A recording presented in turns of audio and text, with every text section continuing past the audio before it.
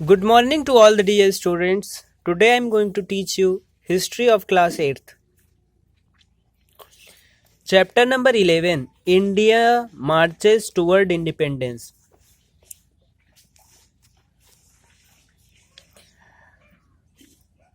भारत में जो national movement हुआ, स्पेशली नॉन कॉपरेशन मूवमेंट, धीरे धीरे ये नॉन कॉपरेशन मूवमेंट जो था ये वीकेंड पड़ने लगा, यानी कमज़ोर पड़ने लगा।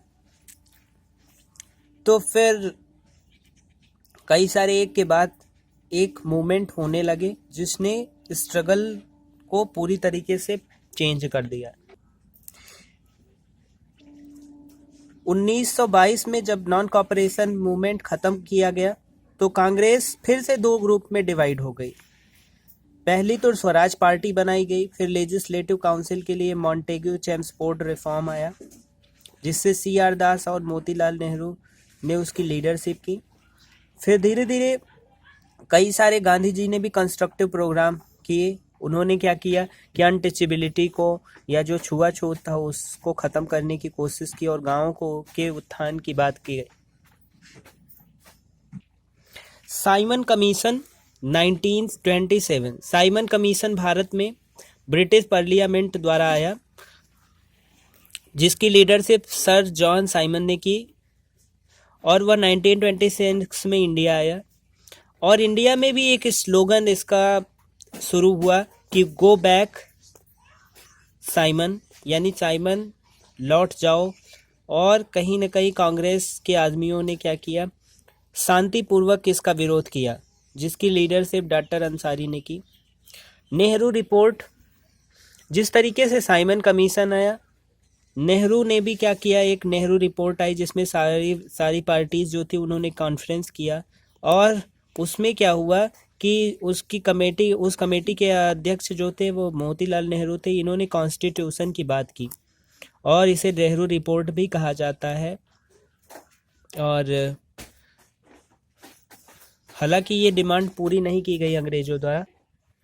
और रिवोल्यूशनरी मूवमेंट, कई सारे रिवोल्यूशनरी मूवमेंट भी हुए, क्रांतिकारी परिवर्तन भी हुए। जैसे हिंदुस्तान सोशलिस्ट रिपब्लिक आर्मी बनाई गई जिसमें भगत सिंह ने बहुत ही साहस दिखाया। उन्होंने सेंट्रल लेजिस्लेटिव असेंबली में क्या किया, बॉम्ब फेंक दिया और जिससे कि एक जो अंग्रेज था, अधिकारी था, वो क्या हो गया, डीफ ईयर, यानी उसके कान से बहरा हो गया। और उन्होंने BK दत्त ने एक नारा दिया, इंकलाब जिंदाबाद, और बाद में उन्हें अरेस्ट कर लिया गया और इन्होंने पूरे कंट्री में इस मतलब कि जेल में इन्हें भेजा गया और इन्हें टॉर्चर किया गया। जतिन दास ने भी प्रोटेस्ट किया और उनके साथ भी बर्बरतापूर्वक अंग्रेज़ों ने व्यवहार किया।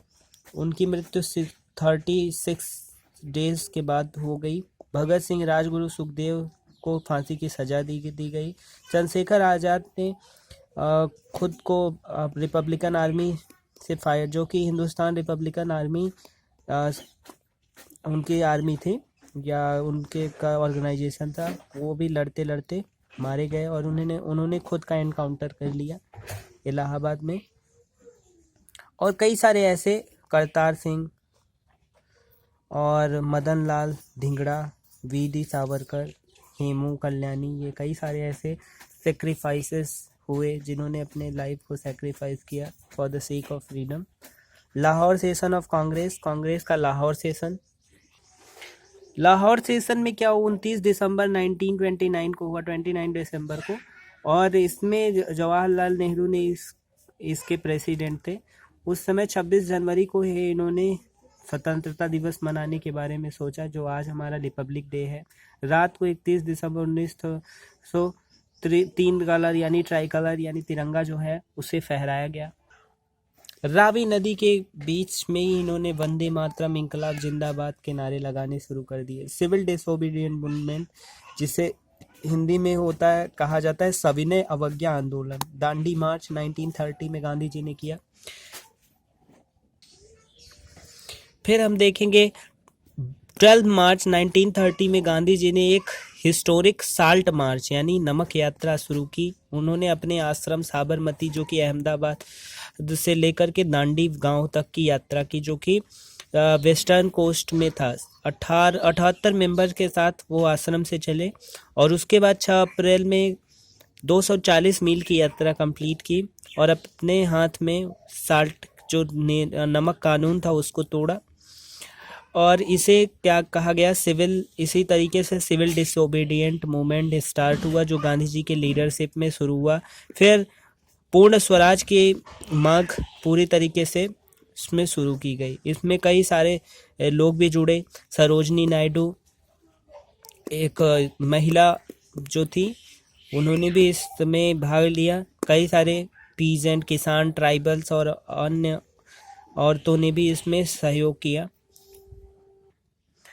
और इसी के साथ क्या हुआ कि गांधी इरविन पैक्ट, गांधी और इरविन के बीच में एक समझौता हुआ जो कि 1931 में हुआ और उन्होंने प्रिजनर को छोड़ दिया, जो भी जितने भी कैदी थे उनको छोड़ दिया गया। लंदन में 1931 में ही सेकेंड राउंड टेबल कॉन्फ्रेंस हुआ, गोलमेज कॉन्फ्रेंस हुआ।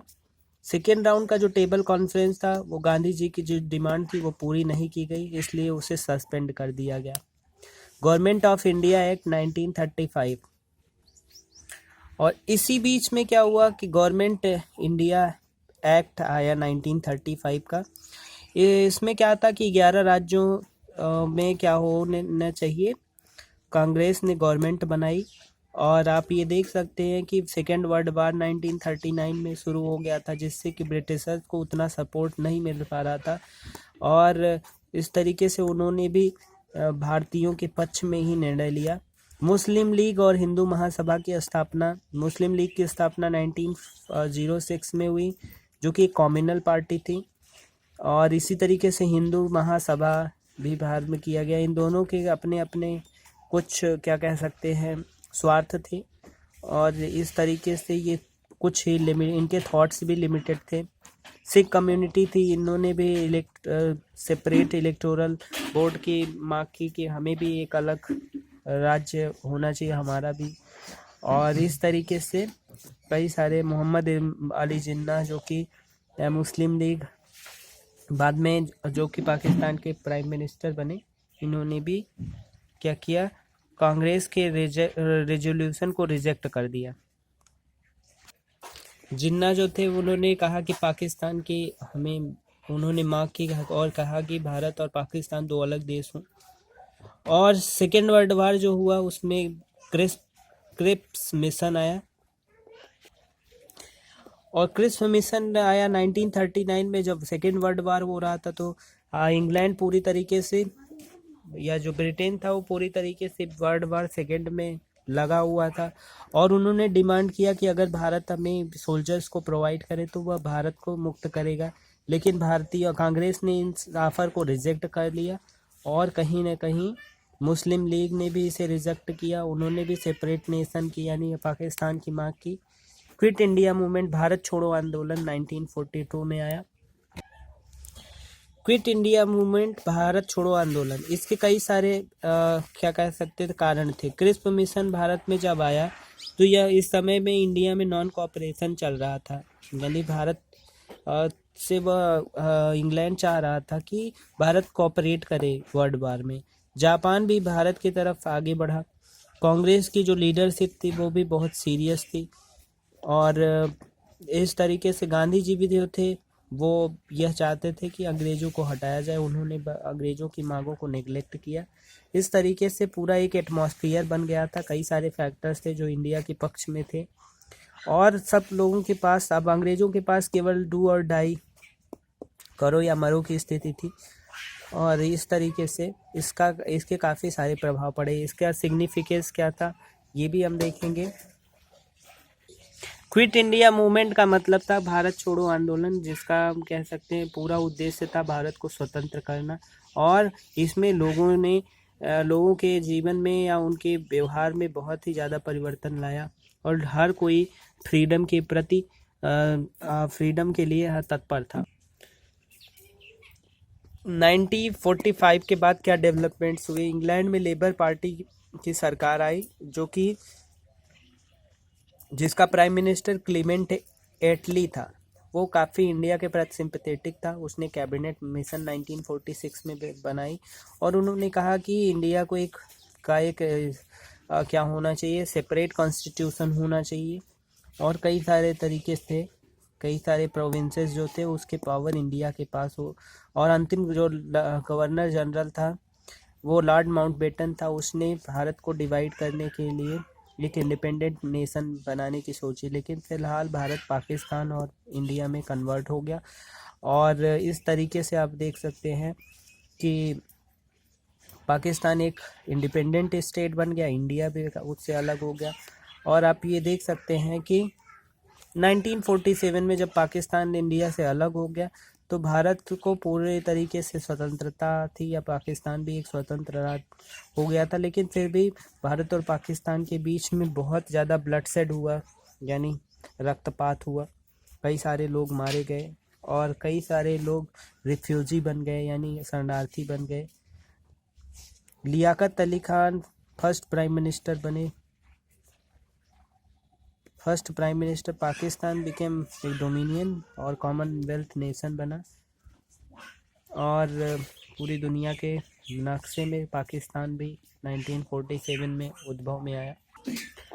भारत एक इंडिपेंडेंट स्टेट बना जो कि जिसकी कॉन्स्टिट्यूएंट असेंबली 1946 में फॉर्म की गई और राजेंद्र प्रसाद को पहला प्रेसिडेंट नियुक्त किया गया और डॉक्टर अंबेडकर जो थे वो ड्राफ्टिंग कमेटी के अध्यक्ष बने, प्रेसिडेंट बने और कॉन्स्टिट्यूशन 26 जनवरी 1950 में एक्टिव हुआ और पूर्ण स्वराज भारत को 26 जनवरी 1930 में ही मिल चुकी थी। Choose the correct option. Which of the following is not associated with Mahatma Gandhi? HSRA Simon commission came to India in 1927 में। Subhash Chandra Bose organise Azad Hind Fauj in Japan on 8th August 1942.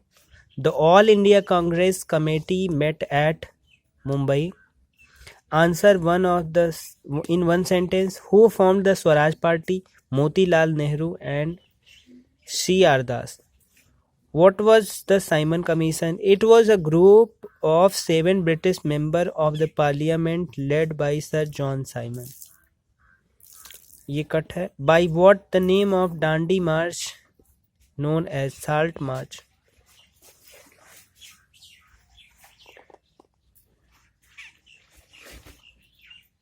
Swaraj Party was led by C.R. Das and Motilal Nehru. Second है The Nehru report was accepted by British government. Government. Salt was consumed by the rich and poor alike. Fourth number है The Indian National Army was organized by Subhash Chandra Bose. Fifth number Liaquat Ali Khan became the first Prime Minister of Pakistan. Doctor true false बताना है। Doctor Satyendra Sinha was lone Indian member in Simon commission, false है। The Nehru report was produced by a committee led by Jawaharlal Nehru, false है। Civil disobedient movement was the second mass movement, true है। The quit India movement demanded immediate end of British rule, true. The Rajendra Prasad was chairman of constituent assembly, true है। इसी के साथ ये chapter complete होता है। Thank you so much.